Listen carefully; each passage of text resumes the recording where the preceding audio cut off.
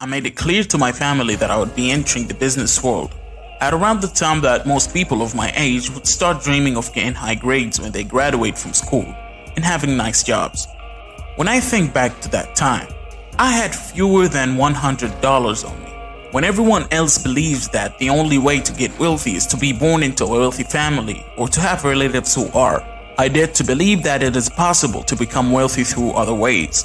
I had faith in both my own abilities as well as those of my income streams to bring in a good amount of money.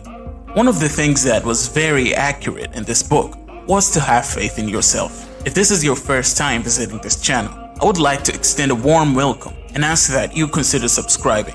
If you do so, I will assist you in capturing the essence of the world's best business books in under 7 minutes. And additional topics relating to finance will be uploaded here. If you're interested, I'll summarize the book, The Science of Getting Rich in the Past, and you can look it over if you like. You can play it by tapping the card up there. So, let's move to the first major lesson in this book. The importance of resistance. There is a friend of mine who has tried and failed to launch 2 businesses in the past. After the second setback, he began to believe that there was something really wrong with him, and ever since then, he has been terrified of beginning a new business. What percentage of people you know fit this description? Almost every single person on the face of the planet. The vast majority of people in the world either avoid situations in which they might be exposed to danger or give up after experiencing a few setbacks. Napoleon Hill has some advice for you. If you are a member of this group, either alter your ways or prepare to spend the rest of your life at the bottom. Listen, things almost never go according to plan or the way we hope they will, because of the complexity of life. The only way to learn how to achieve success is to attempt, fall short, and then try once more. But I have a question for you. What do you think is the thing that sets successful people apart from those who are not? It's all about persistence. You have to have the ability to keep going, even when everyone else around you believes you failed. The second major lesson in this book was learning out of school.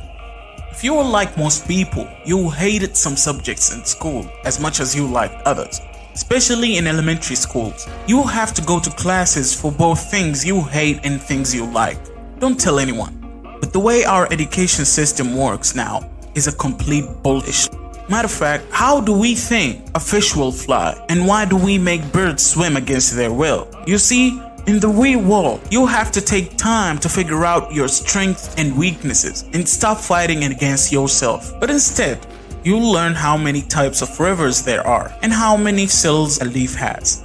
What I'm trying to say here, you don't have to be good at everything or any one thing just because that society thinks you should be good at. Your most important job in life is to figure out who you are and what you're good at. Your only job in life is to improve your skills and build on what you're good at, not the other way around. Don't try to fly like a bird if you are a fish. And if you are a bird, you should learn how to fly and be the best at it. The third major lesson in this book is build knowledge. Education is very important, and almost everyone in the world will agree with that. Now you're probably wondering why I said bad things about school before, but hold on a second. We may all agree that education is crucial, but what most people think of as education is not education. Most people think that education is something you get at college, which is why the average American only read 1 book in a year. In most other parts of the world, it's even worse. But this is not the case. Education is what you get when you know how to get it. In other words, you are only educated if you are interested and continue to be interested for the rest of your life. College doesn't teach you anything, and I bet it is not the thing you would want to be interested in for the rest of your life. The fourth lesson in this book was work smarter, not harder. Somewhere I saw a movie about a kid growing up in a village and having to help out on the farm with his dad and brothers. His father openly mocked him for being lazy. And laziness is typically associated with the inability to perform physical work in most cultures. Please tell me about the norms of your country or region down below. My thoughts before that time. A man who complains about working 10 hours in the industry is not lazy.